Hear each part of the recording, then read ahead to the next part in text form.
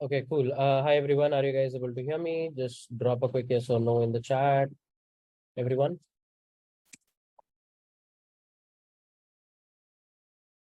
Sorry for the delay, guys. I put the time stamp on the class configuration late, slightly late. But yeah, we're up. Uh,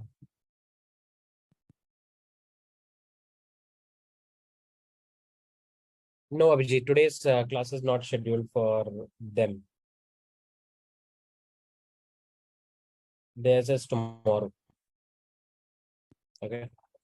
Just a second, guys. Let me turn up the camera.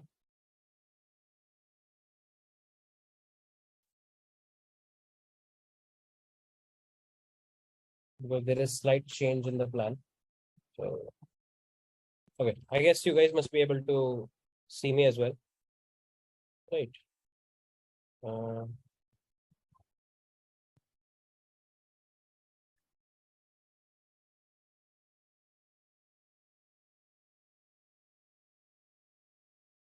just a second, please.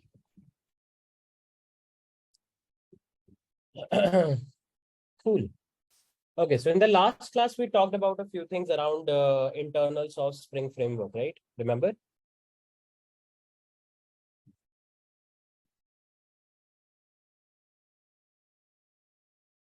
Prasannath, yes, if it is available on the website, you can. Okay, so in the last class, guys, we talked about a few things around annotations and everything, remember?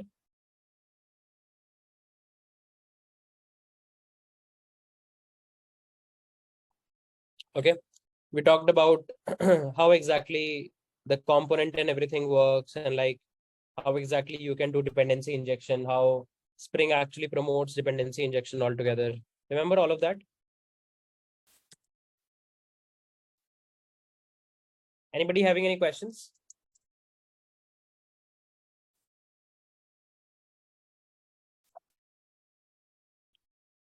So I did a small addition to the course for today's class. Okay.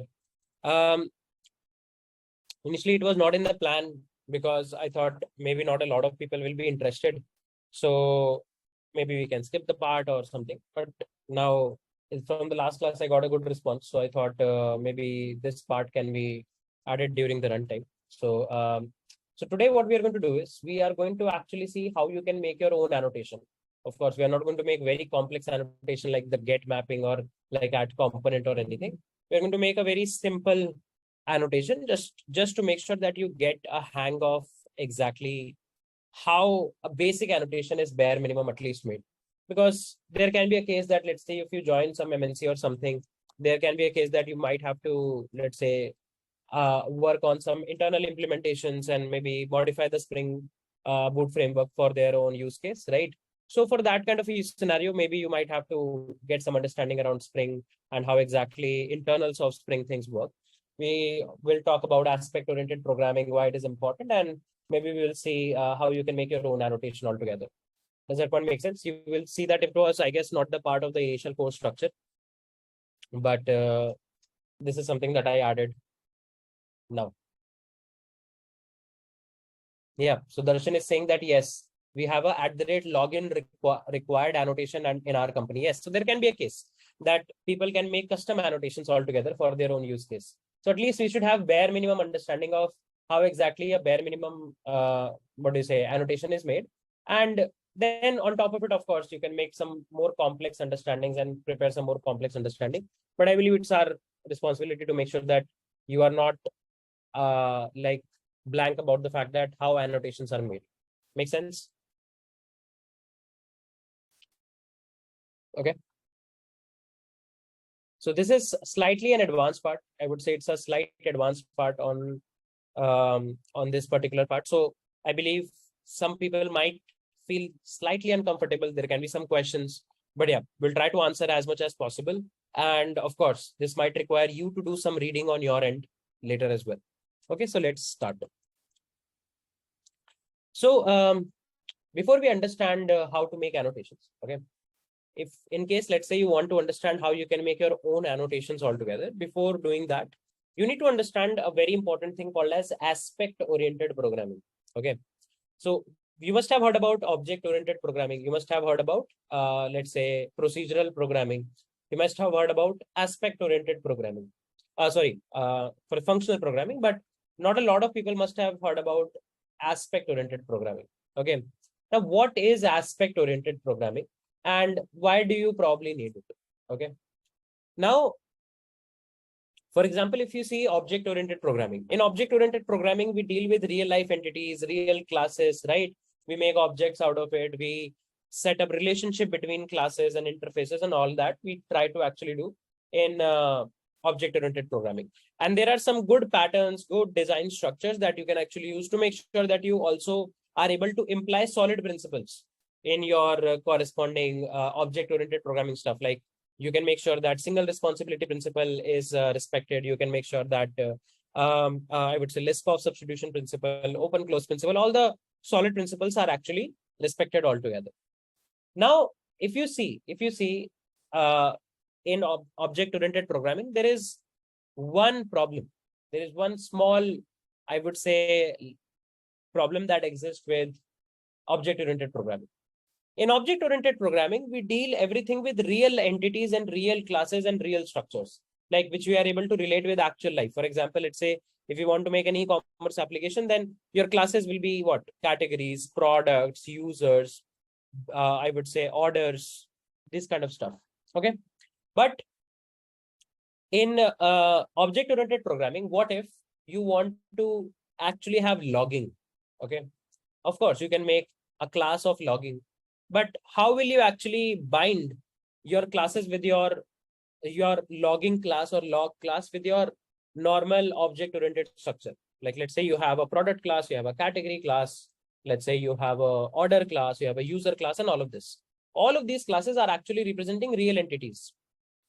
Now, you have a log class. Now, that log is what? It's a helper utility kind of a thing, right? It's kind of like a helper utility kind of a thing. It's not going to be an actual real entity, right? Now, how you're going to fit in log in your whole e-commerce structure? You're then forced to actually do what? You're forced to, like, let's say, make a class and interface and then manage the logging infrastructure separately altogether, right? You'll be having some classes, but it will not be having a correlation with e-commerce. But then in that case, reusability comes into the picture, that this logging, let's say, utility must be reusable, right? Because let's say currently you're using it in e-commerce, maybe you want to use it somewhere else, then how will you actually use that? So for all of these kind of like different scenarios, all of these different kind of scenarios, what we have is, we have a concept called as aspect-oriented programming. Okay. In aspect-oriented programming, what happens is that you actually try to make sure that you are able to make reusable utilities. Okay. In aspect-oriented programming, you try to make reusable utilities. Okay. And aspect-oriented programming helps you to implement those classes which can have cross-cutting concerns. Cross-cutting concerns means that, for example, log class might be used in your, let's say, product classes as well and category classes as well. But neither it is related to category nor it is related to product, right? There is no logical relationship that exists between a log class or a logging mechanism with a product class and a category class, right? So these kind of reusable utilities which can have cross-cutting concerns, which directly doesn't fit in your object-oriented structure. Of course, you can just make a log class and then have a composition of that log class. But a better way to handle cross-cutting concerns can be aspect-oriented programming. Okay, it can be aspect-oriented programming. In aspect-oriented programming, we'll be able to actually make these kind of utilities. Now, for example, let me give you an example. Let's say you go to the controller class. Can you see there is an annotation @REST controller? If you go inside this annotation, can you see this is an interface REST controller? Slightly different interface. It is an interface, but you can see. Now, if let's say I want to make a to-do controller, if I want to make a to-do controller, how do I make to-do controller related to REST controller? I want to use the features of REST controller, but REST controller will be present in to-do controller also, let's say product controller also, category controller also, and so on. It has cross-cutting concerns. It is responsible for doing things in multiple aspects of your code. So it doesn't fit directly in your normal inheritance, normal composition kind of a structure, right? That's where things like aspect-oriented programming comes into the picture, right? So these implementation of cross-cutting concerns comes under aspect-oriented programming, that you define kind of like an aspect, which is kind of like reusable. And you can say aspect is nothing but a special type of a class that is going to be reusable in the form of annotations, right? And that's what we are going to actually see, that how can you make annotations altogether. Does that point make sense? Is this point making sense, that what is these cross-cutting concerns and like how exactly OOPS doesn't directly handle it, so on and so forth?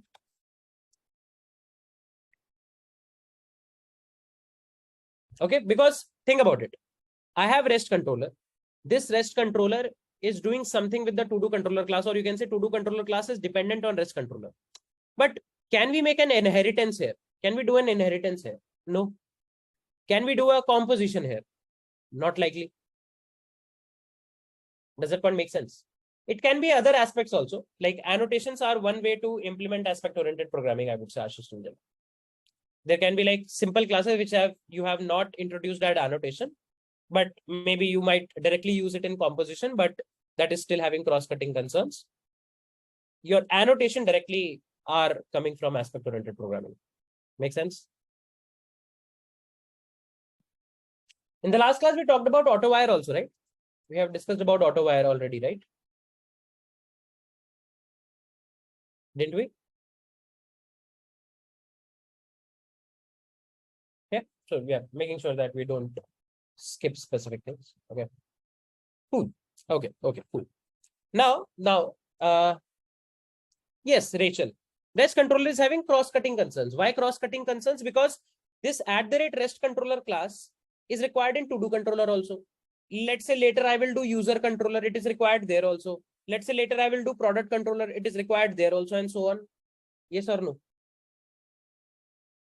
Right? But is it logical to do an inheritance here? No. Yeah, it can be forced. Of course, it can be forced, or nobody's going to like bang your head anywhere. Like you can have your own REST controller made, which like every controller is going to extend from your REST controller. You can do that. But again, it is not directly going to be fitting in somewhere, right?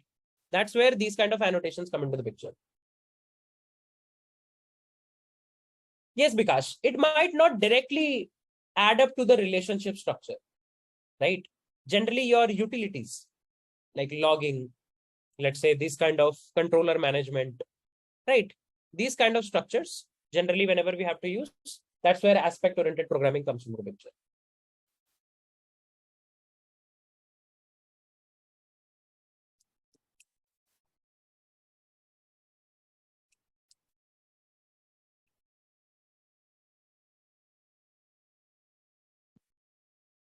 Yes, REST controller is actually behaving as aspect-oriented programming. And an interesting part is that Spring actually promotes aspect-oriented programming. So if you actually Google about aspect-oriented programming in Spring, aspect-oriented programming, okay, you can see aspect-oriented programming is a coding method that separates cross-cutting concerns, and these cross-cutting concerns you also call as aspect, to increase modularity. Okay. AOP can be used with object-oriented programming. So you can see here, right? In our Spring Boot code, here I'm doing composition. This to-do service is coming through composition, right? So this is object-oriented programming, and we are able to club aspect-oriented programming with object-oriented programming. Okay. An aspect is a subprogram that is associated with a specific property. So you can see this aspect or this annotation or this cross-cutting concern is going to have some specific part of your corresponding code. That is something that we have to keep in mind. Make sense, everyone? No, I won't say it's like a middleware. Middleware is something else. Like if you want to understand middleware properly, there is a design pattern called as chain of responsibility. Middleware also doesn't directly, like it's not 100% as same as chain of responsibility, but yeah, it has a big overlap. when you compare that with annotation. So annotation, I don't think is directly middleware, but yeah, for understanding how middlewares work and like good part of middlewares, that design pattern you can read. Yes, Dhruv, that's correct. As far as I know. Okay. Now, there are a few dependencies that we need in order to make sure that we are able to make our own annotations. Now, our task is to make sure that we understand how annotations actually work. And in order to make sure that annotation, we are able to implement our own annotation, our own custom annotation altogether, we need to actually do a few things. Okay. And for that, we need a set of custom dependencies. So there is a dependency called as aspect J. Okay. You can see aspect J. This is a library. You can see aspect-oriented programming is a programming paradigm that aims to increase modularity by allowing separation of cross-cutting concerns. It does so by adding additional behavior to your existing code. Can I say that? Every annotation that we add adds up an additional behavior to our code. Okay. Without modification of the code itself. The aspect J library implements both concerns and weaving of the cross-cutting concerns using extensions of Java programming language. Okay. So this aspect J library is going to help us in order to actually implement our own cross-cutting concerns. Right. You can see. So there are two libraries like aspect J. Again, aspect J has two runtime libraries. One is aspect JRT called as aspect J runtime, and one is called as aspect J weaver. So there are two libraries. Aspect JRT, the aspect J runtime, you can see this is going to be responsible to make sure that during runtime your annotations and everything are available. So you can read about it. Aspect JRT. Okay. Aspect JRT is a small library that allows Java program to run with aspect J during the build step. So, okay. And then there is aspect J weaver. Aspect J weaver. Okay. You can open it. You can say aspect J weaver applies aspects to Java classes. So this is going to help us to bind our annotations to the Java classes. Okay. You can check about here as well. Aspect J weaver. Okay. Okay, it's not showing any response. 1 second. Maybe there is a definition here as well. In addition to the aspect J runtime dependency, we also need to include aspect J weaver to introduce advice to the Java class at load time. What is this advice? I will talk about that. There is a concept of advices, right? But you can see this is how these two libraries are important for us in order to make sure that we are able to introduce our own set of annotations. And what are the two libraries? One is aspect J runtime and one is aspect J weaver. Okay. One is going to be using, I would say, introducing your corresponding new annotation to the class paths, and one is going to actually bind your corresponding annotations to the Java classes at load time. Okay. Mainly, if you see runtime, if you see aspect J runtime, this is going to provide the runtime support that when you are actually running your code at that point of time, whatever things are needed by the annotations, it is going to actually provide that. Okay. So for example, when actually, let's say we are running our code, we want to maybe do something before a method execution or after a method execution. This is where aspect J runtime can help us. And aspect J weaver is going to be responsible for like binding or weaving, like the name suggests, weaving the processes where aspects are combined with our target code. So whatever during runtime or during load time of the classes, whatever are the dependencies required, all of those dependencies are going to be actually binded. Okay. So you can say these are the two libraries that we need, and they actually give us a bunch of internal classes that we are going to need as well. So what we are going to do is I'll come to build.gradle. I'll come to build.gradle. And here I'm going to add these two libraries. Here I'm going to add these two libraries. Okay. So let's take it up. So you can search for aspect JRT Gradle. Okay. Just search for aspect JRT Gradle. And you can see you will get this URL, right? So let's copy this and paste it here. Okay.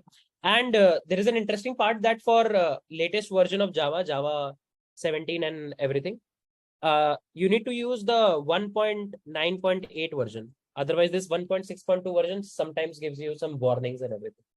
Okay. And then let's get aspect JWeaver as well. Aspect JWeaver for Gradle. Okay. Again, we'll take it from Maven repository only. And you can see we'll take it from here. Okay. So for this one also, I'll use the same 1.9.8 version. The moment I add it, you can see there is a Gradle refresh icon coming up. I'll just reload the changes. And you can see both of the libraries have been actually included. And we are actually ready to start implementing our brand new annotation. Make sense, everyone?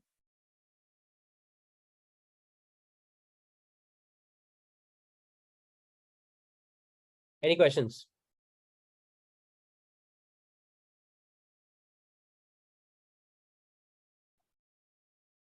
So you can read more about it, but you can say that these are the two dependencies which has our basic set of classes, which we need to write our own custom annotations.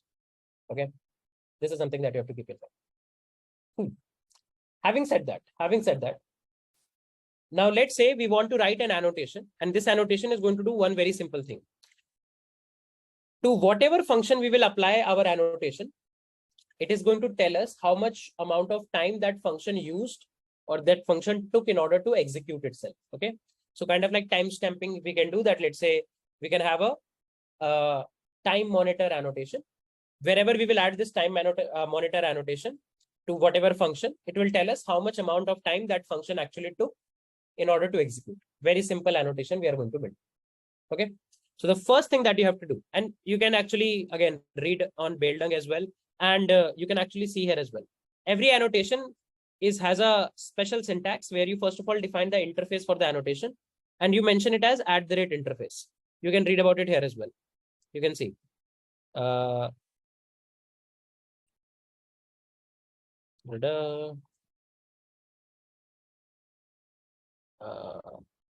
again, writing your annotation, Beldung. I guess there should be an article. Okay, so you can see. So first things first. Let's go here.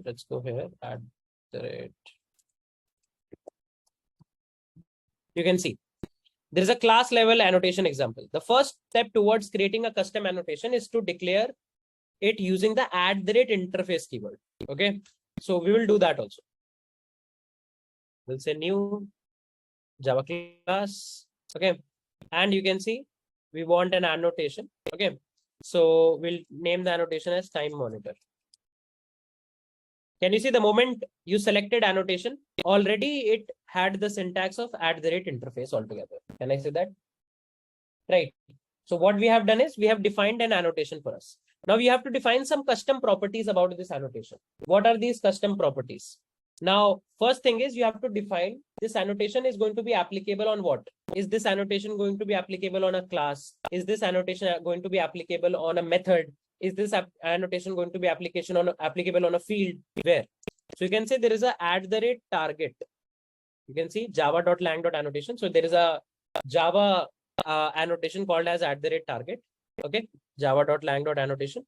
And here you can define something like element type dot, let's say, method. If you see, this element type is nothing but an enum, and it defines where exactly you want to make sure that this annotation is applicable. Is it applicable on a type, a field, a method, a parameter? Where? Okay, so there are different element types. You can read about it. So this is the first annotation that we need to define our own annotation. Okay, now we need one more annotation called as @retention. What is retention? If you remember, I talked about the fact that when you use @override, it is not available in runtime. But if you see @rest controller, it is available during runtime. If you see, there is a retention property, right? That exactly when this annotation is going to actually work. So retention policy can be source, class, or runtime, right? Source is going to be something that is going to be discarded by the compiler, which is our @override. but I don't want this to be discarded by the compiler. I want this annotation to be available during the runtime. So I'll say retention policy dot runtime, as simple as that. So this is going to define a basic structure of our annotation.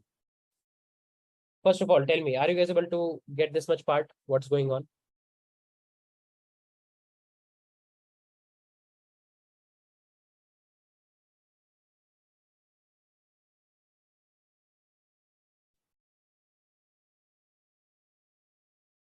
Vikash, were you present in the last class?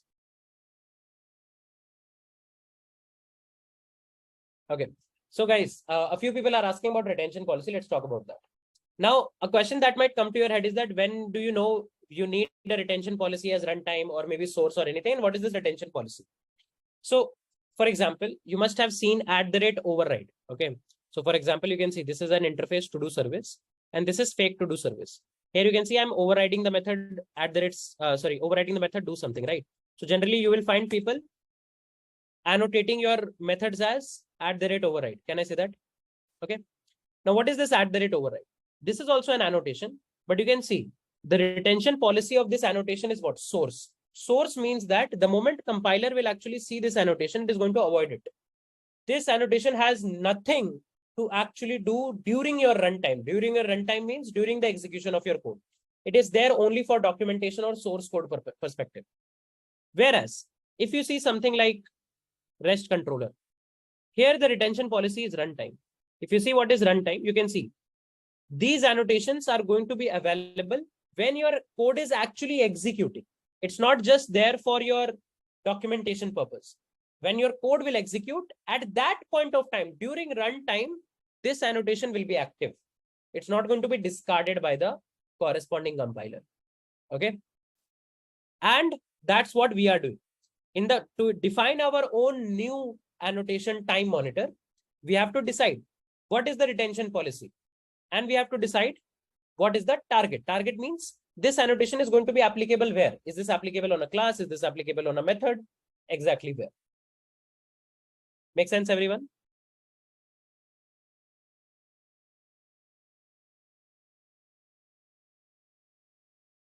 Yes, Rajatgar, of course. Because if you remember, I didn't write @override, still everything was working, right? If you don't write it, still everything works. Got it? I just added it, no?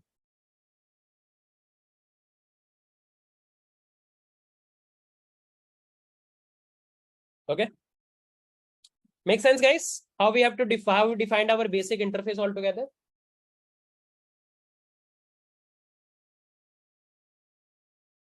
Okay, so time monitor is our brand new annotation. What this brand new annotation is going to do, Somnath, is that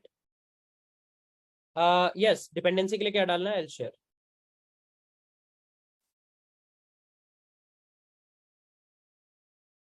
I've added in the chat. So what is this time monitor annotation? We are writing this time monitor annotation to monitor how much time a function is taking to execute. Right? VS Code में आता है जैसे when you run your code in VS Code, what happens? It shows you that this much amount of time your function in milliseconds took to execute. So let's say we want to define an annotation, time monitor. To whatever function we will add this annotation, it will automatically tell us how much time that function is taking to execute. Are you able to get this point? Somnath? It's our own brand new annotation. Okay, cool. You can see you can have different level of annotation, field type annotation also. You can have method type and so on. Got it?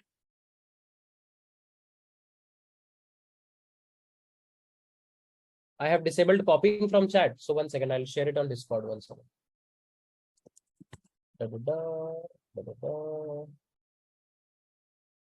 Because once you know how basic annotations work, rest is all logic.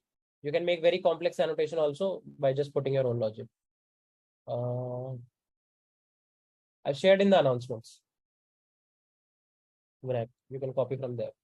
You can just, it's simple, right? You just search for aspect J Weaver and aspect J runtime, and from Maven repository, you can just copy it. That's it.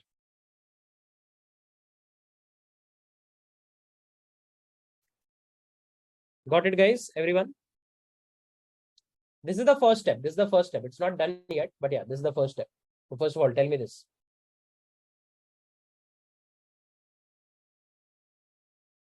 Sir, can you tell the logic of syntax at the rate interface? At the rate interface syntax is going to help us to define our own annotation. Just like when you do public class, it helps you to define a class. When you do public interface, it helps you to define an interface. When you do public at the rate interface, it will help you to define a brand new annotation. Got it? What's like the real world use case, or like is it being used in any major projects? Dhruv. So Dhruv is asking, sir, what is the use case of whatever you are teaching? So just a few moments back, who messaged in the chat? Who messaged in the chat? Who messaged? Yeah, Darshan messaged in the chat that in their company, Darshan, if you can tell your company also, that would be helpful.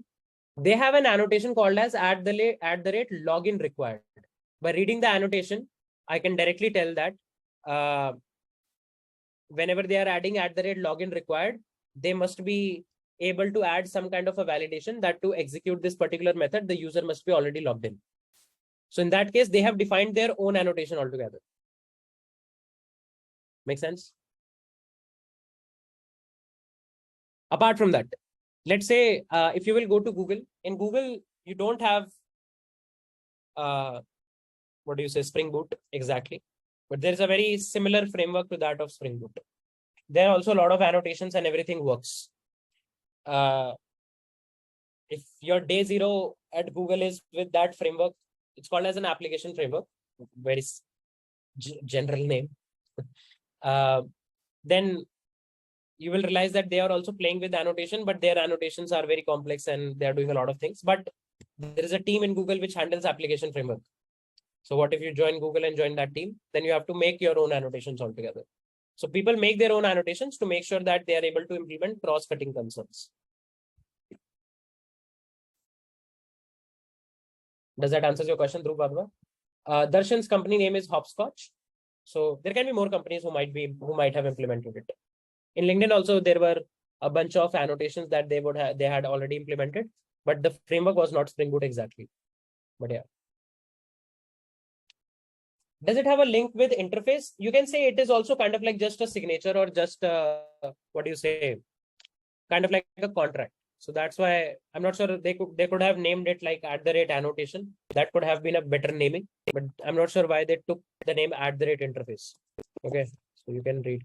You can see most of the time you will just write it to define an annotation name. That's it. Nothing more. It's just for naming. It has no direct relation. I believe it's again just a contract kind of a thing. So that's why they picked the name interface, but I'm not sure what's the historical reason of keeping the name as at the rate interface to define an annotation. Why not annotation? Okay. Make sense, guys?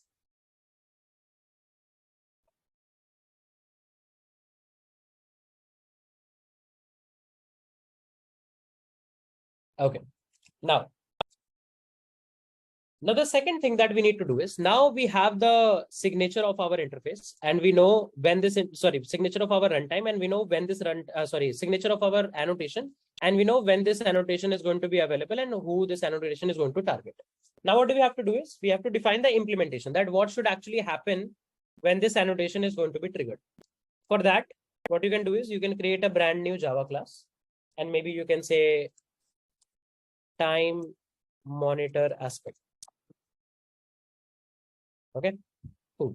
It's a plain class that we have started with. Okay. Now the first thing that you have to do is you have to annotate this class with at the rate aspect. Okay, you have to annotate this class with at the rate aspect.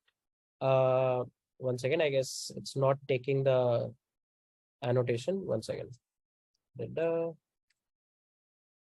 Oh, my bad. I guess you have to change this to implementation. Instead of runtime only, change this dependency to implementation so that these are available in source code as well. Inside your Gradle file, build.gradle file, make sure instead of runtime, you mention it as implementation, right? Otherwise, it will not work. Okay. I've updated it on Discord as well. So the moment you make it to implementation and there will be a Gradle sign, just refresh it. Once you do that, come back here and write @aspect. And you can see this @aspect annotation is coming from org.aspect.j.lang.annotation. Okay. So we can take it from here. Now let's read about @aspect. Although, of course, it is pretty simple to understand that this is going to help us implement the cross-cutting concern logic of an aspect. But you can read about it. @aspect. Okay. It's generally good to, whenever you are using an annotation, read about it. Okay. So if you see the @aspect annotation declares a class as an aspect. So here you can see you are declaring the class as an aspect. That means here you are going to have the logic of the cross-cutting concern and complements object-oriented programming by enabling modularity of the cross-cutting concern. So here is all of the logic that our class is going to actually take. Okay. And apart from that, we are going to also annotate it with @component. Why? Because we want to make sure that the whole Spring Boot ecosystem or Spring ecosystem is able to actually integrate this class and initialize this class and whatever objects are required during the run, whenever we actually initialize the Spring project. Okay, cool. Now, the first thing that you have to do is here you have to define a method. Okay, that method can be anything. Public void log time. Okay, very simple method you can have. Okay, cool. And inside this method, you can do something very simple. System.out.println logging time. Okay, that's it.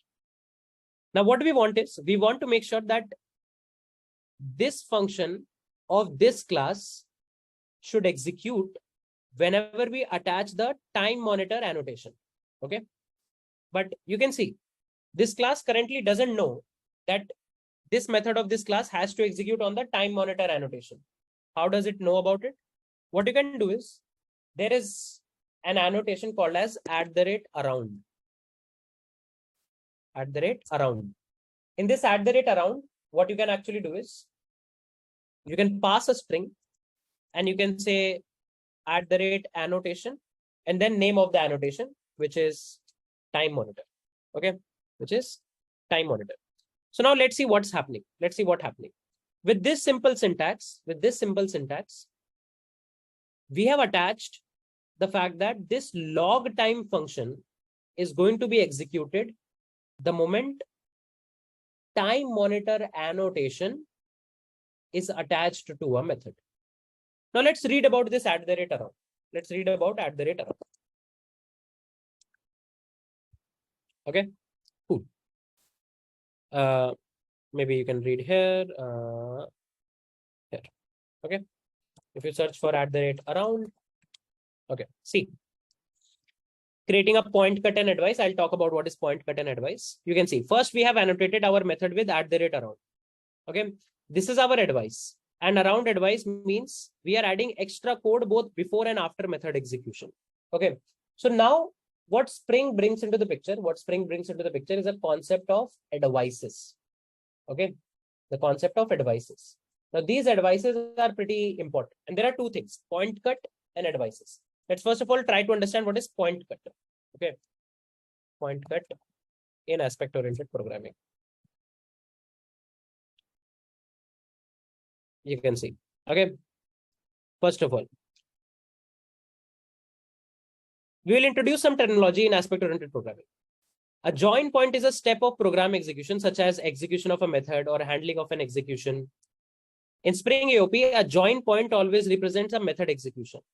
A point cut is a predicate that matches the join points and point cut expression language.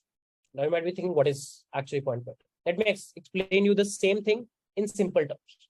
You can say that a point cut is an expression that selects one or more join points. So there is a concept called as join points. Okay, now what is join points? Join points are places in your program where a behavior can be attached.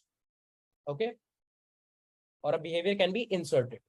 For example, before the execution of a method, after the execution of a method, so on and so forth. So you can read about what is a join point.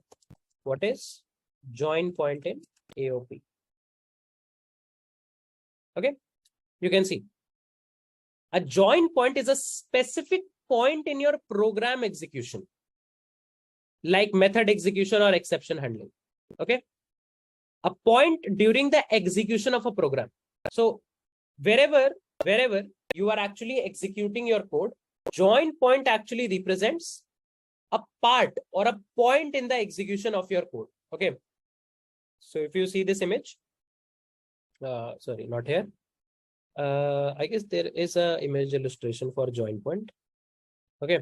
You can see your program is going to execute. And what you can do is you can define a bunch of join points. That is the places where you can add your own behavior. That's a join point. Okay. So let me write about it. Let me actually write about it. So the first terminology that we have to understand is join point. Okay. What is a join point? A join point are places in your program,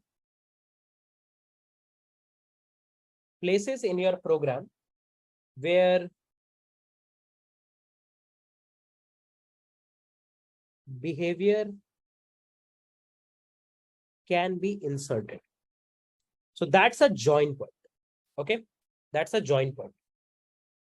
Okay. Cool. In the last class, we talked about the component annotation. Abhishek, were you not present in the last class?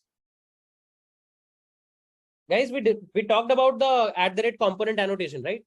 That what is the meaning of @component annotation? Why Spring needs it? Internally, what does it use? Remember, we talked about it, guys. Like, why do you want to repeat everything again? You can see we talked about what is this component, why it's available in the runtime. It helps Spring to actually start tracking your classes, everything we talked about. Can you please rewatch it? Okay, cool. Now we know the concept of join point. Okay. Now, in order to understand the remaining part, the next concept that we need to understand is point cut. Point cut. Okay. What is point cut? It is an expression. It is an expression that selects one or more join points. Okay. It is an expression that is going to actually select one or more join points. And selecting one or more join points means selecting one or more places inside your program where your behavior can be inserted. Okay. This is what point cut is. Cool.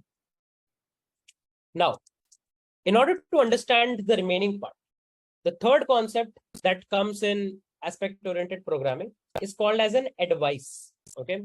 This is called as an advice. So I'd like to place advice before join point and point cut, maybe here.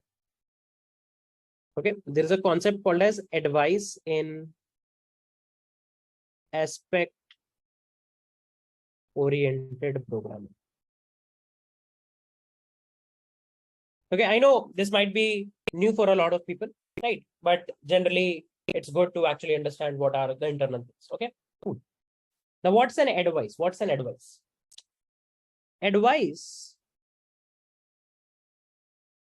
represent any action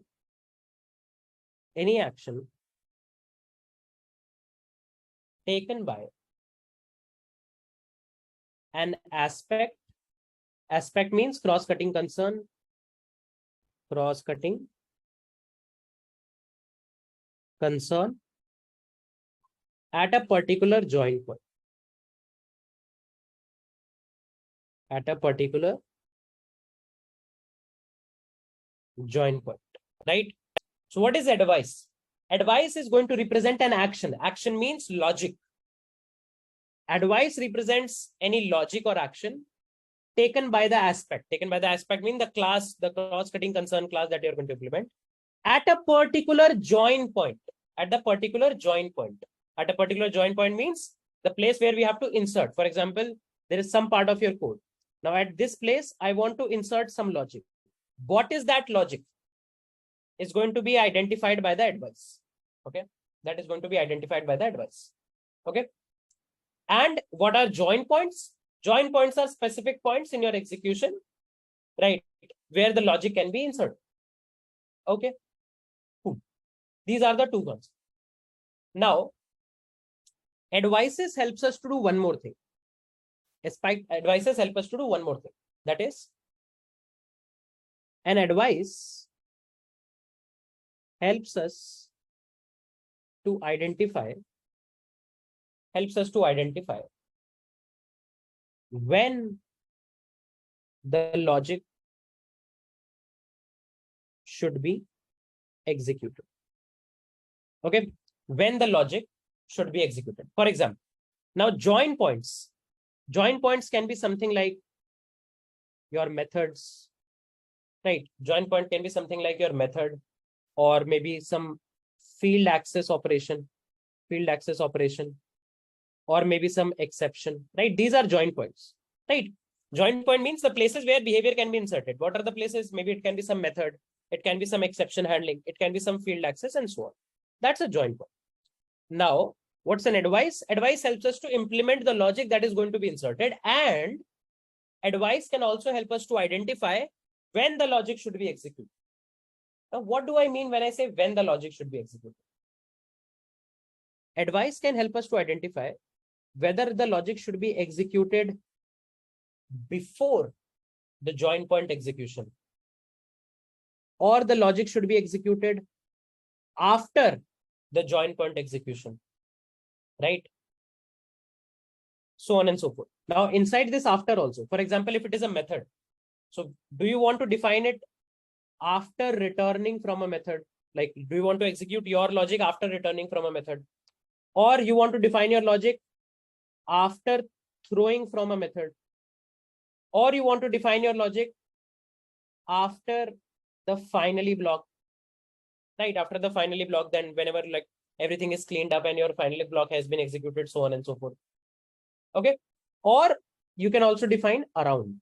There's a property called as around as well. You can do it before, you can do it after, or you can do around. Around means that you want to surround your join point. Okay. That means this is going to help us to execute our logic before and after, right? Before and after both. Okay. So you can say that around is going to actually surround our join point from beginning to end. Okay. From beginning to end. For example, in order to understand this concept better, there is a concept called as database triggers. What is database triggers? Triggers are actions, or you can say triggers can be procedures that execute at a particular event in your database. For example, when you insert something in your database, then you want to execute something. When you delete something from a database, then you want to execute something. And in fact, you can decide before inserting, do you want to execute? After inserting, do you want to execute? Before deleting, you want to execute. After deleting. Similar to that, there is advice. Advices can help you to identify whether you want to execute your logic before the method or after the method, or maybe both before and after the method. Kind of like that. So that's what advices actually help us to understand. Okay. So when I do @around is going to help us to make sure that this log time function is going to be executed, or is going to handle both the before and after execution aspect of our method, where we will attach the annotation. And which annotation to attach? You can pass in a string @annotation and then the name of the class where your annotation is present. What is the name of the class? Time monitor. See this public interface monitor. Here you mention that time monitor. Okay. Is it necessary point cuts are method? I didn't get your question. Can you please elaborate?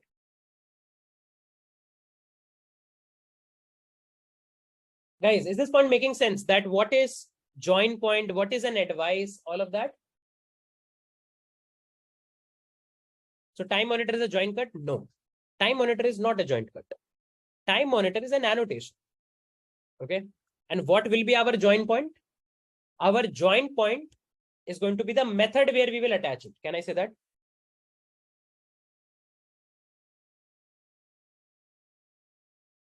Yes, Somnath. Here's the aspect slide. Okay. So as I mentioned, aspect help us to define the logic also and define when the logic should be triggered. For example, the moment I say @around, this is going to add this method as an advice. And it is also going to define when this method should be executed. It's kind of like that. Make sense?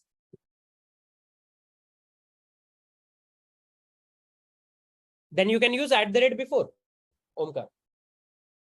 So, for example, let's say we want to make sure that the moment I attach time monitor annotation, this method should execute only before the join point. So I'll attach @before. Now what will happen is, before the execution of the method where we will attach our annotation, this logic will execute. Let's try it out. Let's try it out once. So let's say we have fake to do service. Here, now what I'm going to do is, I'm going to just simply attach my annotation. I'm going to just simply attach my annotation, which is @time monitor. Okay. Now I have attached this annotation to the do something method. I've attached this annotation to the do something method, right? Okay. And what is the logic inside my time monitor annotation? The logic inside my time monitor annotation is that before the method executes, I will execute my log time method. Before which method? Before my do something method. Because this is the method where we have attached our annotation. So this method is our join point. And we are saying before the execution of the join point, I will execute myself. That is what I have defined here. Are you guys able to get this point? Yes, Pawan. The moment we have this method implemented with @before, @after, @around, that means we are defining it as the advice. And which type of advice? Before advice, or after advice, or around advice. Navina, just read this. Places in your program where behavior can be inserted. Now, where can you insert behavior in your code? You can insert a behavior on a method, that when the method is going to execute, or after the method has executed, kind of like that. Or maybe in an exception, when the exception is going to be thrown. Navina, can I say that? That's a join point. Make sense, Navina? So join points are places where you can attach your logics. There is join point and point cut. Same thing. Join point cut is joining. Yes, you can say that. Point cut is going to be an expression that is going to select one or more join point. Okay, I'll talk more about point cut. But first let's focus on join point and end advice. Navina, are you able to get my point? Right? Okay, cool. Now let's try our code. So you can see I have this fake to do service. Now in the to do controller, what I'm going to do is I'm already attaching it to do service 2, right? So here when I will make a call to get to do's, let's call the to do service 2 dot do something. Okay. Cool. Let's run the code and see what happens. So I'm running my code. You can see no error, no warning at all. Our server is up on port 8080. Okay. So you can see on Postman, this is the API /API/v1/todos. So you can see /API/v1/todos. We are going to make a get request. Directly. So what is the get mapping? To get all to-dos. In the get all to-dos, you can see we are calling this dot to do service dot do something. And this dot to do service dot do something has been annotated with time monitor. That means before do something actually executes, our time monitor logic should execute. And what is the time monitor logic? It will just say logging time. That's it. Nothing more, nothing else. Let's see. Let's try it out. If I execute this code, you can see the request has been sent. Okay. And can you see before the execution of our code, I am saying logging time. Okay. Now, let's say if you do after annotation. Okay. Now, if you run your code again, interesting part you will see. Okay. If I run the syntax again, okay. Can you see it is still printing logging time before? Now what's happening? Now the thing is, it's not like this time the code didn't execute before our response was given. It's not like that. The thing is, the logs of our method, where this to-do service method, where is it? To-do controller, right? Here, these logs. So there is this order of the logs, right? So the logging of this particular method is done after our time monitor. Who handles it? Spring is handling it. It's not like this logic is, it's not like that this logic is going to not execute after our code. It's not like that. This logic will still execute after our code, but this logging order can be different. The logging order can be different. The logic will execute after our code only, but the logging order can be different because Spring handles that logging order, right? So that is something that you have to keep in mind to make sure that you don't get confused. Okay. In fact, when we will do around also, around means this logic will have control of executing before and after both. In that case also, the logging order can be different, but the logic, if I will write some business logic here, that logic is going to be executed before if you define before, after if you define after, and around if you define both before and after. So this, don't judge this based on the logging order on this. Okay, because logging order in Java, again, because there is a lot of things that goes on behind the scenes to maintain the logging. It has to go to a buffer, then that buffer gets cleaned, so on and so forth. Right. So a lot of things are there with Spring, but the actual logic is still executing after. If you mention it after, then the actual logic is still executing after our do something method. This is something that you have to keep in mind. Make sense, guys? So can you see our first basic annotation is at least working? Can I say that?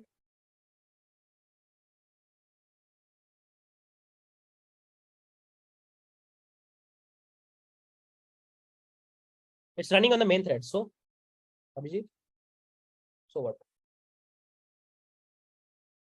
Somnath, this is a very basic logic. ना अभी हम लोग एक लिखेंगे logic जिसमें हमें पता लगेगा कि ये पहले चल रहा है, बाद में चल रहा है, कैसे चल रहा है, so on and so forth. अभी हम कोड लिखेंगे थोड़ा. It's just a simple logging, no, nothing else.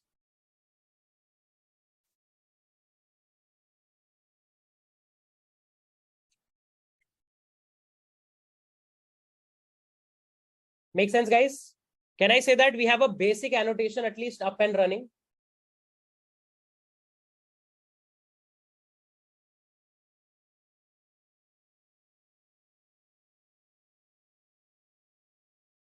No, it's not like logging ordering cannot be predicted. It can be, but first of all, you are using the system logging, right? If you use probably, I guess, third-party loggers, then you can definitely predict it, right? In the system logging, there are a lot of things that goes on behind the scenes. So it can be in different order altogether. We will see this when I will implement the around, where we will track the logging time. Then you will realize that still the logging will come before, but the time execution will still be coming. Let's see that.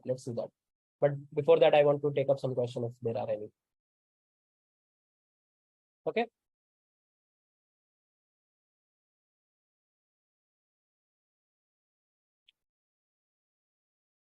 Somnath. Okay, it's a Java and a Spring thing. You cannot always, you can Google about it as well, if in case you guys are getting confused. Println order coming different in Java Spring Boot.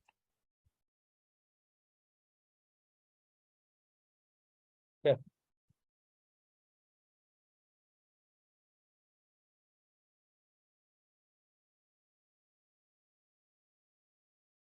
Yes, Rachel, you are correct.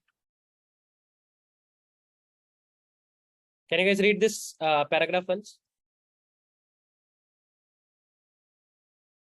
ठीक है, एक बारी थोड़ा सा revise कर लेते.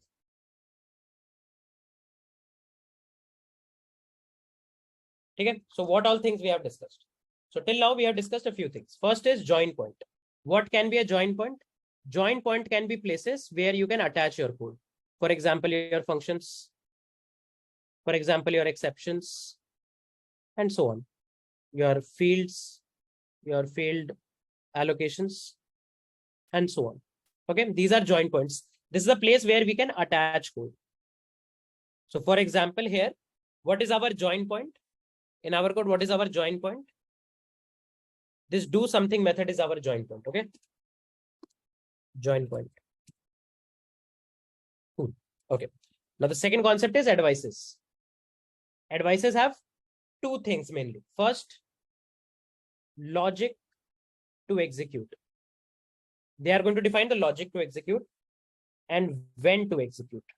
When to execute that logic.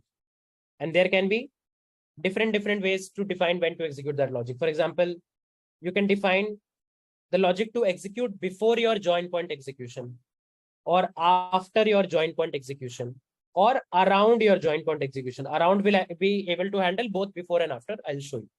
So for example, here, the moment you do @ after or @ before, right?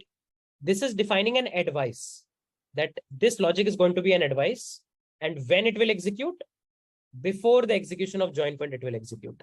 Okay. So writing @ before is helping us to define an advice. Okay. And inside the advice annotation, you can tell which annotation will trigger this advice. Which annotation will trigger this advice? Time monitor annotation will trigger this advice. That's all that we have to keep in mind. Make sense, everybody? यहाँ तक समझ में आ रहा है?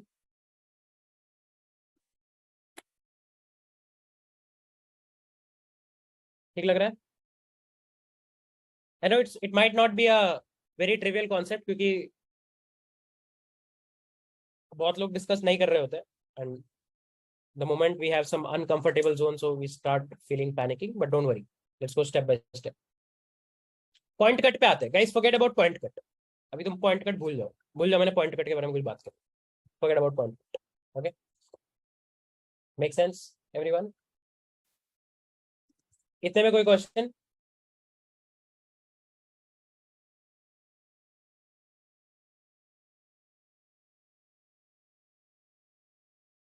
Okay, cool. Now what I want is, I want this time monitor annotation to log the time, that is the total time taken by my code, or total time taken by my function. So for that, I need a @around advice. Okay, I need a @around advice altogether. Cool. Okay. Now let's start implementing our business logic. What's our business logic? First of all, I will define the start time. How can I define the start time? There is a function called as system.current time in millisecond. So we will be able to track start time of the code. Okay, start time of the code. Okay, cool. Then somehow we have to execute the join point. Okay, how do we do it?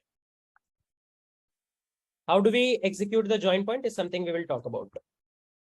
Discuss in a minute. Okay, we'll discuss in a minute that how we will execute the for example, your join point. Because what do we want? What is our join point? This do something method is our join point. So we want that we start tracking the time before the execution, then we start execution of this function, and after that we stop the tracking of the time, right? So we have started the tracking of the time, start time of the code. Now somehow we have to execute our method, and at last what we are going to do? We are going to say long end is equals to system.current time in millisecond. Okay, and then we will calculate long total execution time is equals to end minus start. Okay, and then let's say we are going to say system.out.println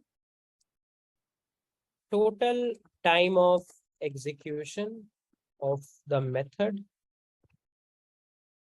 is total execution time millisecond. Okay, we are going to print this. So you can see we are starting the track of time, then somehow we will execute our method, which is our join point, and then we will end the execution and we will track the time. Now how do we do that? Now there is a object. Now because we have annotated this with @around advice, the method can expect an object, and this object we call as proceeding join point. Okay, so what is this proceeding join point object? What is this? proceeding join point object. The proceeding join point is a special type of a join point that we can use in the around advice, which can help us to control when to start execution of this method. When to start execution of this method. So you can read about it. So if you go here, can you see? There is a proceed method. What is this proceed method? This proceed method is actually going to start the execution of our code. Right? So what we are going to do is, we are going to say, I guess it throws an exception also. Right? You can see it throws an exception. So we can handle that exception, right? We can actually handle that exception. So we'll say try catch. My bad. Try catch. Some exception will come up. Okay. And then we can have a finally. Okay, cool. So in that try, what we are going to do is, in that try only, we are going to execute our code. Execute the join point. How do we execute the join point? You say join point dot proceed. You say join point dot proceed. Okay, cool. You can see, let's don't catch the random one. Let's catch the throwable. Okay, cool. And here we are going to say system dot out dot println. Something went wrong during the execution. Okay, cool. And then we can have a finally block, and all of this logic I can put in the finally block. Okay, so if our code will execute properly, then also the finally block will execute. If it will not execute properly, then the catch block will execute, and still the finally block will execute. Right? So pretty simple thing here. Pretty simple thing that we have to do. Okay. Now let's try to execute our code. So you can see this join point dot proceed. This is the method that is going to start triggering of our join point, which is here. Okay. If I turn up my server again, you can see it's up. Let's see. If I send the request, you can see the request completed properly. And you are getting the total time of execution of this method is 0 millisecond. Why 0 millisecond? Because this is happening too fast. So what we can do is, here, let's add a for loop. Let's add a long one. Okay, 10 is per 9 for loop I have added. Okay, so now this is going to now definitely take up some time to execute. If I run the code again, you can see the server is up again. If I send the request again, can you see now it is calculating how much milliseconds it is going to actually take in order to execute this code? If I add one more zero here, this is definitely going to take a lot of time. And you can see it's already not allowing. So you can say long. Okay, and long. If I run the code now, you can see server is up. Now, in fact, the request will also take up some time to complete because controller is going to call this service method. The service method has a very long for loop. And can you see this time it took around 4 seconds. That is 45, 41 milliseconds. So approximately 4 seconds it actually took. You could have seen that here as well. If I send it, you can see it's going to take up some time. And now it has come up, right? So you can see we are able to calculate the total execution of time. And this total execution of time, how we are calculating? We are starting the tracking of the start time. Then we execute this method. Once the method has been executed, then we calculate the end time, subtract the start and end, and print the total execution time. So you can see in the @around advice, we are able to handle the start of the logic, then you execute your logic, and then end of the logic, everything. Are you guys able to get this point?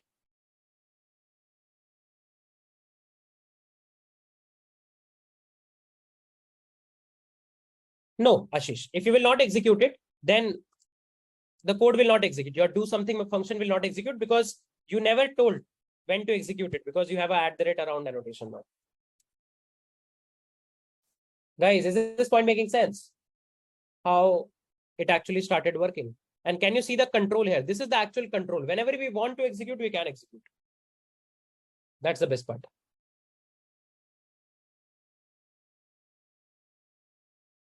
Everyone, I want a response in the chat, guys. I'll push this code so that you guys can play around with it.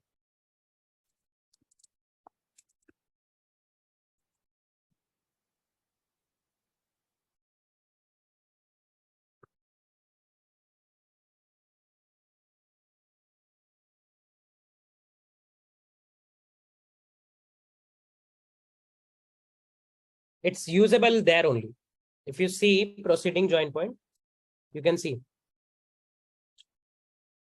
method in order to support around advice. Can you see here, Rachel? Why we have two methods, @around and aspect class? What if we have two methods, @around and aspect class? Will both of them execute? No. You can see this method I have mentioned. This method will only execute for your time monitor. See? So for time monitor and in the around. So if you want another advice, but with same time monitor, you can mention that. But this is where the logic is present. Omkar.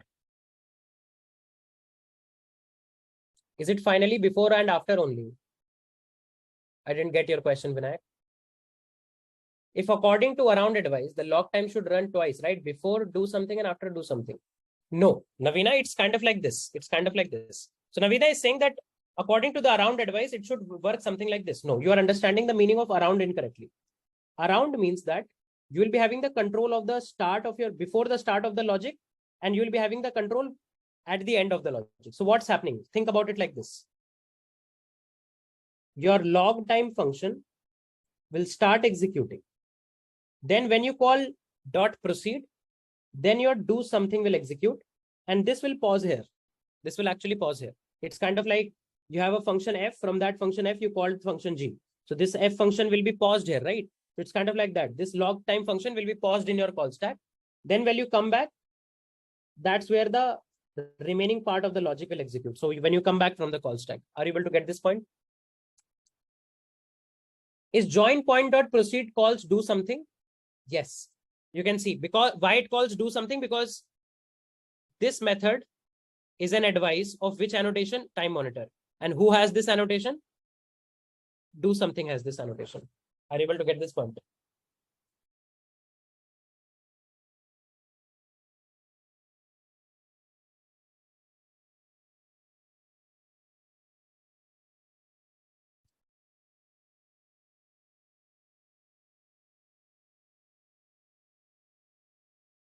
I didn't, can time monitor aspect class? Where? I didn't get your question, Mohit. Can you please write it correctly? Because you tell me, I believe you know Java, right? Java is the prerequisite. You tell me whether finally will execute there or not. I believe it should, because finally is irrespective of try or catch. I believe yes, Vinayak. No, I do not. I don't think you should relate it with the JS yield or generator functions. I don't think they play a direct role there. Because it's kind of like a function is calling another function. Like you called, think about it like this. I'll tell you what's happening. You call the log time function, and from the log time function, you are calling do something function. So one function calling another function. I don't think it's a direct link there. Sure, Ramya, can you please ping in the Discord group? We'll help you with that. So even if we don't specify the proceed, will it pause until do something ran? Like, are you saying this? Like you don't even want to do this? This join proceed? Let's try it out. Okay. That's the best part of our programming, right? We can try whatever we want. If I send the code, can you see it still runs? And see this still runs. But because here, the incoming query params, it is reading and null. Can you see? So what's happening? Let's see the order of execution. So if you have join point dot proceed and you run it, okay, and you send it. Now, can you see that service logic is executing now? This service logic, where is that service logic? Fix service. Can you see? Because that for loop is now executing, the whole response is taking some time. Can you see that? If I send it again, see the response is actually taking some time to execute, right? Yes or no? Cool. But if you do not apply join point dot proceed, if you do not apply join point dot proceed, what will happen? Fake to do service is never going to be called. We will show you in a moment. The moment I send it, can you see it's the response is coming immediately? That means that long for loop is never executing. So it will not execute. Because, and all of this because you have the @ advice, and you have to now deal with how exactly you want to track the execution of your function. Our time monitor class has one method log time. Can this class have multiple method? Yes, it can. Because maybe you want to define another aspect of before as well. You want to define another aspect of after as well, which is different from the around aspect. Okay. It's kind of like database triggers. On the same table, you can have multiple triggers, right? Let's say you want to have a trigger before the insertion of the row as well, and before deletion of a row as well. So you can have multiple triggers, right? So these are kind of like triggers only, nothing more. If you understand database triggers, it's very similar to that. Yes, because otherwise your actual logic will not be executed. Rachel, just think about it. Everybody, just think about it. So there is a very interesting question from a bunch of people that if I will not call join point dot proceed, our actual do something function will never execute. Yeah, it will never execute. Why? Somebody gave you a control that now I'm giving you the control of handling a function. You have the control of whatever you want to do before it, whatever you want to do after it. You have everything about the control of the function. And then now you only have to decide when the function is going to be called. So if you will not call it, the function will not be called. It's kind of like that because you have the control of handling everything, starting from everything before it, then its own execution, and then everything after it. If you decide I don't even want to execute the function because of some reason, that's your own reason. Like that's your own code. If you don't call join point dot proceed, that do something method will never be called. Are you able to get this point?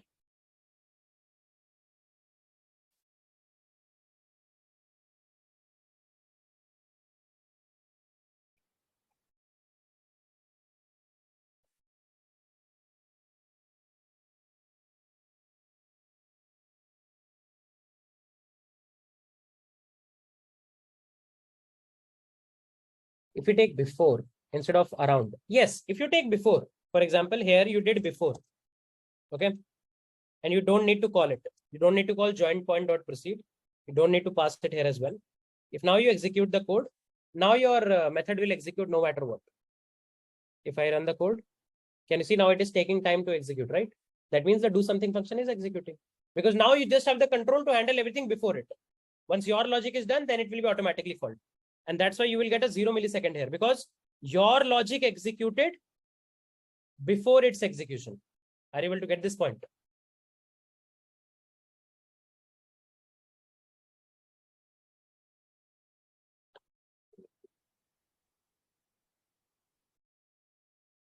Mohit Sinha, how about this? Let's say you define one more annotation, just like time monitor, you define one more annotation, time monitor 1, right? For example, and then you define one more function here,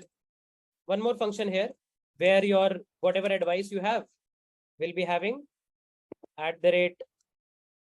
@annotation as time monitor 1. And then you can have your function here.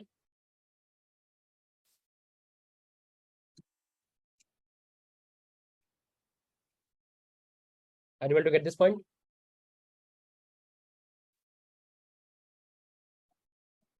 Okay, so I'll explain the advices once more. So guys, there are three types of advices. Let's say this is your own logic. This is your own main logic.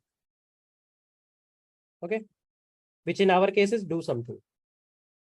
Okay, now you can have an advice @before, which is going to trigger the logic of annotation before your do something method. Then you can have an advice after that is going to actually handle the logic of annotation after the execution of your code. And then apart from these two, Apart from these two,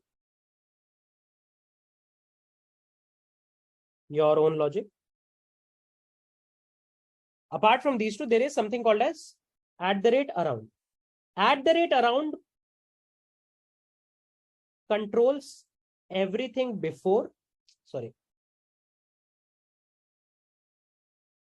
@around controls everything before the main logic, then trigger the main logic,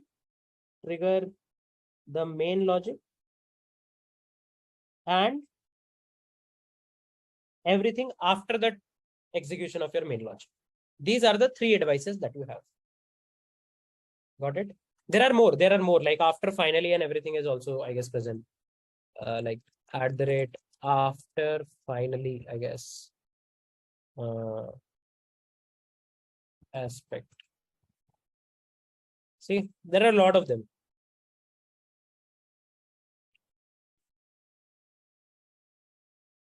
Why is not opening? Okay, so if you see finally, so you can say @after this particular exception or something. You can see you can do around. There are a lot of trigger points that you can tackle. Will it be a good advice to manage two annotations in one advice class? If no, it's not going to hamper single responsibility principle if that is also some kind of time monitoring. Let's say here you are doing time monitoring in millisecond. Let's say you have another function that does time monitoring in seconds. Right?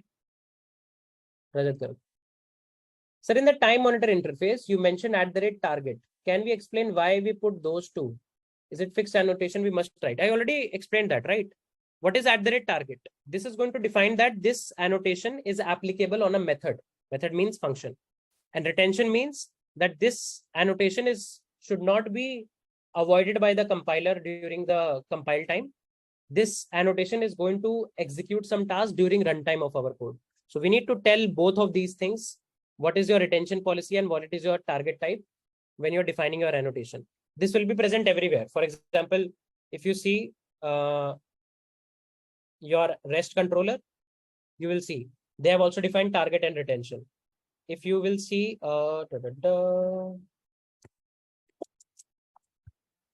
@override, here also they have target and retention, but here you can see retention is just source. That means @override has nothing to do during runtime. I hope that answers your question, Somnath. What if two methods have time monitor? Join point calls, the appropriate method, am I right? I didn't. If two methods have time monitor, join point calls, the appropriate method coming back. Yes, of course, Raju. It's not a one-on-one mapping, so don't worry. Okay.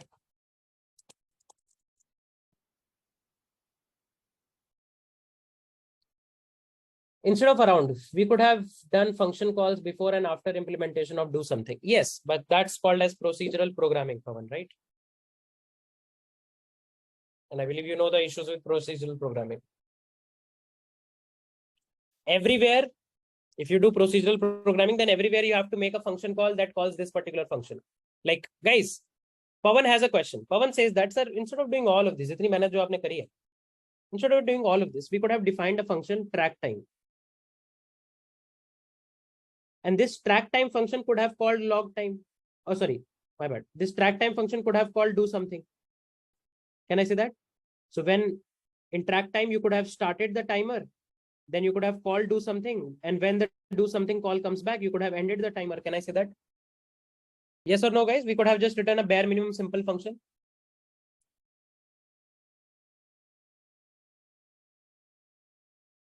What is the problem with this implementation? What if you want to use this track time for 5 different methods?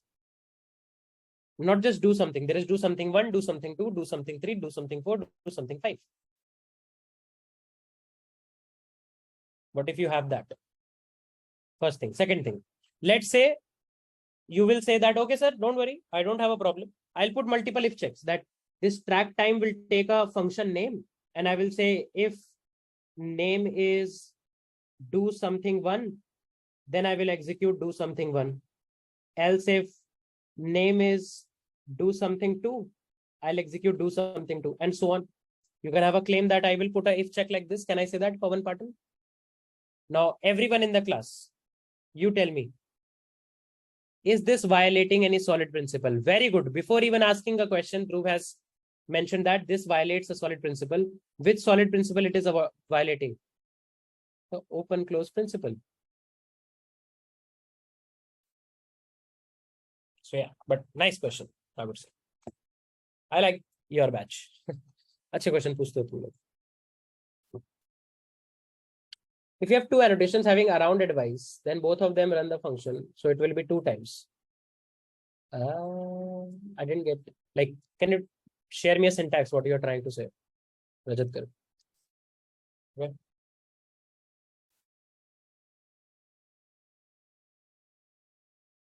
Reusability property.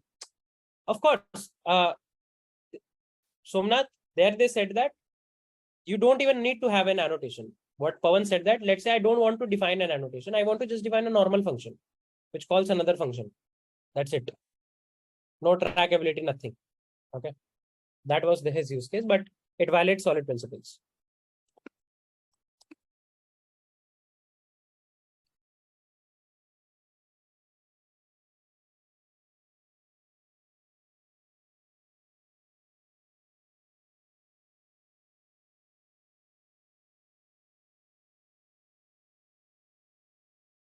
Here we go. Cool. So now you guys understand how you can do your own annotation, how you can write your own annotations, and like how exactly, what is exactly aspect oriented programming, so on and so forth.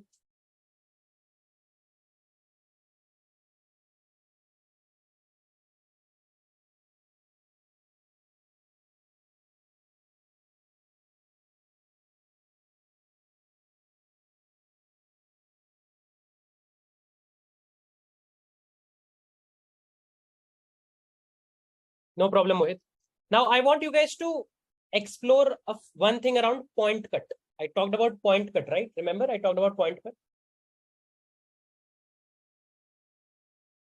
So I want you guys to explore about point cut, that how exactly point cut, like you can define @ point cut in Spring. Read about this annotation @ point cut. Okay. Read about this annotation. What is this point cut? Why do you need it? What kind of a decorator it is? So on and so forth. I believe you guys have all the relevant knowledge to actually understand it. I don't want it to be a spoon fitting kind of a scenario. That's why I made sure that you know what is a point cut. Like I gave you a simple definition, right? I gave you a simple definition that point cut is an expression that can select multiple join points. Now you have a capability of selecting multiple join points also, right?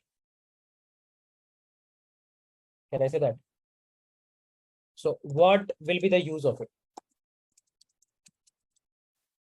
Rajat said, at the time monitor 1, at the time monitor 2. As both time monitor 1 has advice, will it run the function 2 times? No, it should not run the function 2 times. First thing.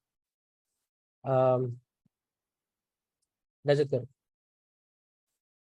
this should not run the function 2 times. If that's your question.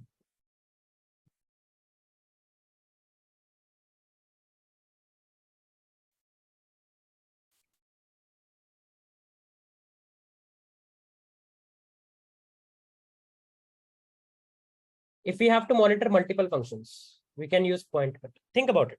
Think about it. What can be a use case for point cut?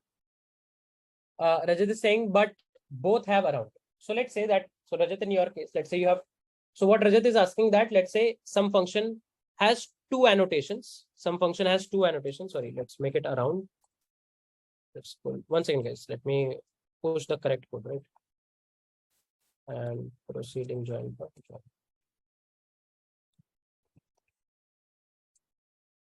Okay, so yeah. So what Rajat is asking that, let's say if you have 2 annotations and both have @ around, okay.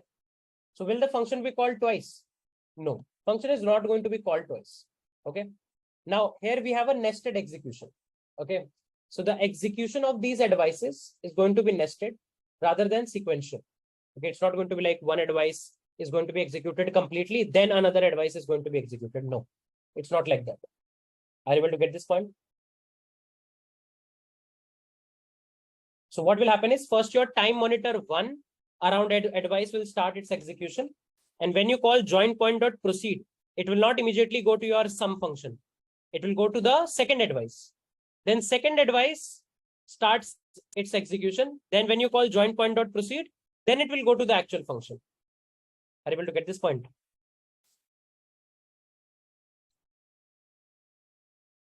Yes, Vinayak was asking like, what if you do something like this? Dub, dub, dub, dub, dub, dub. At the rate time monitor, then let's say if you have at the rate time monitor 1, both of them are, let's say, around advices, what will happen? Got it? So that's what he was asking. It's kind of like if you have multiple around advices for the same function, then the join point for the first advice is going to be the next advice. And the join point for the second advice is going to be the function. It's kind of like this. So let's say you have your own function. Then you wrapped your first around advice. And this around advice, you wrapped around another around advice. So when you call join point dot proceed, it will come here. Here, when you call join point dot proceed, it will come here.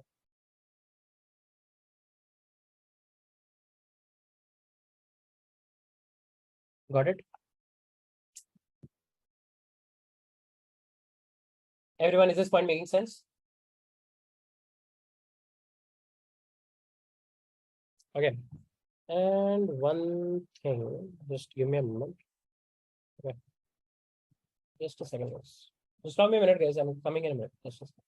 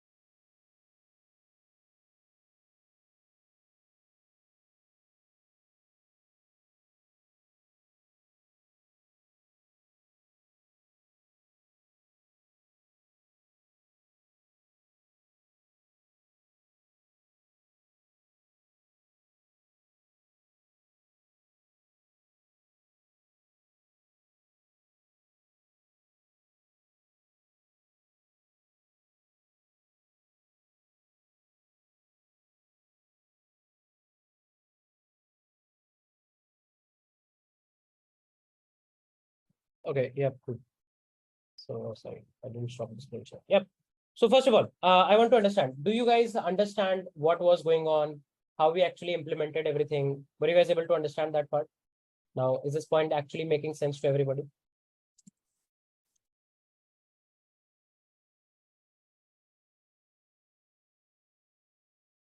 Everyone? Any questions from anybody?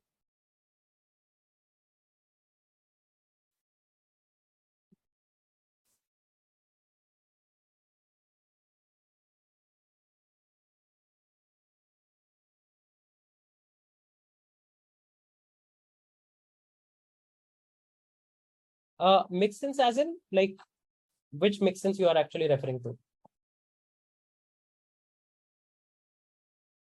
No, I don't think like they both are for injecting.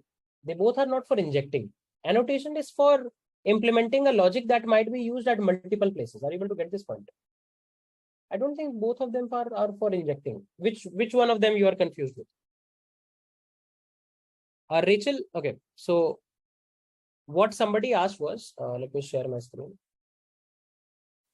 What somebody asked was, let's say you have a function, do something. You annotate it with time monitor 1 and also annotate it with time monitor 0, for example. Okay. Both of these are around advices. So the question was, is this function going to be executed twice? Are you able to get this point?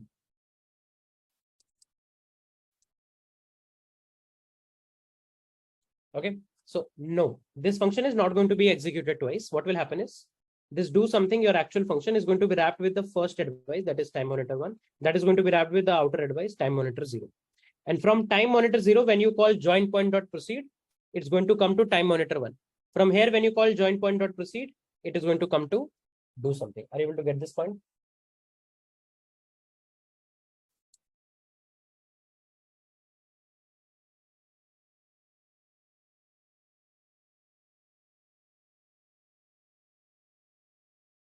Yes, of course. Whatever is the logic there, it will come.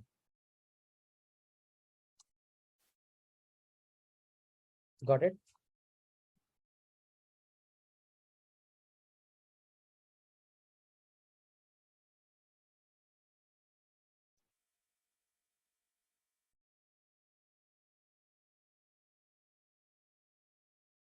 Is it kind of making hierarchy? Kind of like that. You can say not hierarchy, kind of like nesting. Nesting should be a right term to so. Nesting.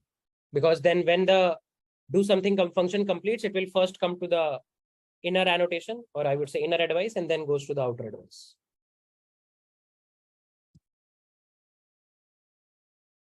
Got it, Ashish? Everyone, like, is this making sense? Are you guys able to get a hang of it?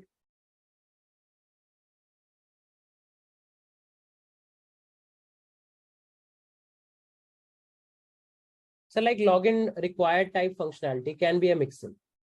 Like, first of all, like in Java, though, we don't have direct mixins, right? Can you like, are you like referring to some other language? First of all, tell me that. Like in Java, though, you don't have a direct mixin concept, right?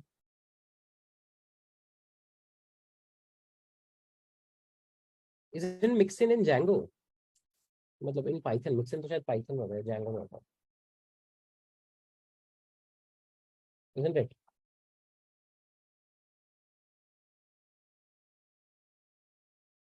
But they are just classes, right? तो I believe जितना मतलब मैंने Django code देखा है, right?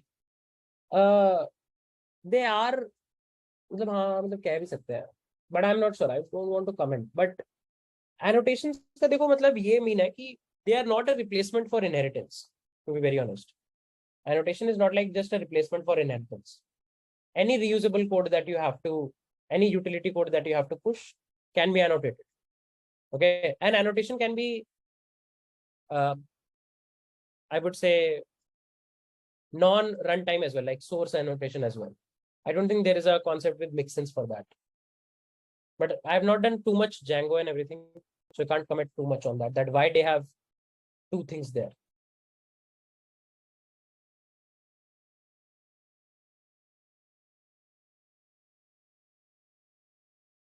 If they are around advices, then yes, it can actually matter. If they are around advices, then yes, it can actually matter.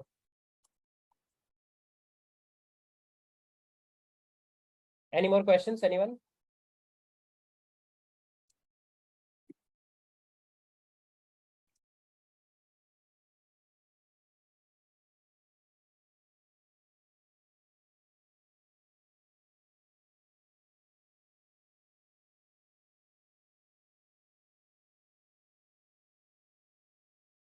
Sir, if possible, can you provide some LLD lectures as well for found solid principles? Great. Few LLD concepts, for example, builder pattern, though I have uploaded.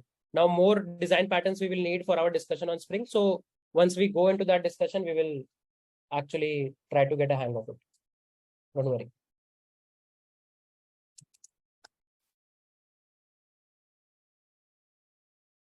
Is annotation is same as an attribute in C#? I'm very new to C#, Paul. 3 weeks old in C#, so I need to Google it. So probably you can Google it yourself. Okay, I don't know too much C#. I'm getting a hang of it. Matlab, in Microsoft, you have to like learn the business logic also, learn the framework also, and keep on learning the language also. So it's kind of like that. Okay. Are you liking .NET वैसे? मतलब to be honest, मतलब ऐसे मेरा कोई वो नहीं आ रहा है, कोई फ्रिक्शन एज सच नहीं आ रहा है, ठीक है कि यार मतलब अरे .NEट है तो कुछ ऐसा है वैसा है, मतलब क्योंकि जावा में काम कर लिया है, या तो कभी जावा वावा में काम ही ना किया हो, तो तुम्हारा थोड़ा सा एक पॉइंट ऑफ व्यू बनता है कि यार मतलब अच्छा ये है तो ऐसा है, ये तो वैसा है। अगर तुमने जावा वगैरह में काम कर लिया है तो C sharp is very similar to that of Java. ठीक है। Okay, now I have a homework for you guys. Now I have a homework for you guys. What is the homework? Now, if you remember, we talked about system.out.println, right? It will actually have different orders altogether. Can I say that? We talked about the fact that if we have, let's say, an at the rate after advice, the ordering of the logs can be different. Can I say that? Now, there is a library SL4J. Okay. There's a library SL4J. This is a logging library altogether. Okay.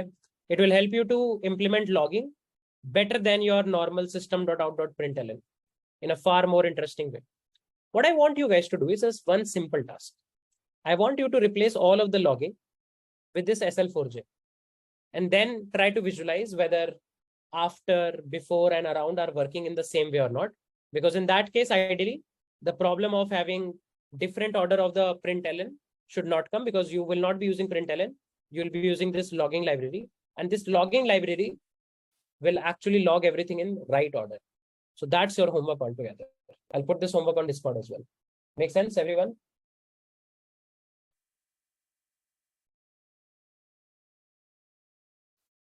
Okay. Somebody was asking for the GitHub repo link. I'm sharing the GitHub repo link on Discord and chat, both of things. Okay. So this is your homework, guys. I'll put the homework on Discord as well. But this is your homework. I want you guys to try out this SL4J. See whether you are able to implement the logging mechanism and see the advices in the right structure or not. But agenda of today's class was to just to make sure one thing, that we just don't say that there is something called as aspect oriented programming, and annotations is something that is like coming with Spring Boot. So let's learn them directly. It's always a good thing to actually take a more deeper dive and understand the concept, because next time when you will be sitting in a Java interview and people might be asking you a question around your Spring experience or Spring Boot experience or your take, you will be having a better answer. You will be having more context around how internally things are working in Spring and Spring Boot. Does that one make sense? I'll be sharing a few articles on Medium. Just check it out. I hope you guys enjoyed today's session, right? It might be slightly uncomfortable because generally it happens that people feel that, oh, this is something new, I'm not getting it. But if there is something that they already know, they are like, oh, sir, इसमें ये कैसे करते हैं? वो वाला कभी कभी आ जाता है तुम्हारे अंदर की कोई चीज तुम्हें आती है तो तुम उल्टा क्वेश्चन पूछने लगते हो, बट कोई चीज तुम्हें नहीं आती, you start feeling uncomfortable. The moment you start feeling uncomfortable, that's where you are learning. वही वो पॉइंट है जहां पे तुम्हारी लर्निंग स्टार्ट हो रही है, राइट? कुछ ऑलरेडी आता है तो उसको 2 बार पढ़ के तो कुछ अचीव होगा नहीं. Learning will come when you start exploring something new, and all of this you don't need to remember. मैं तुम्हें बस बता रहा हूँ, अगर तुम्हें बस इतना बेसिक कंसेप्ट पता है कि एडवाइसेस क्या होते हैं, जॉइंट पॉइंट क्या होता है, रेस्ट इज गुड. क्योंकि ये तो सिंटैक्स है, सिंटैक्स तो तुम्हें इंटरनेट पे मिल ही जाएगा. But you need to understand the concept that what is a joint point, what is an advice, what are the life cycle events for advice before, after, around, and all of that. Make sense? Did you guys enjoy the lecture?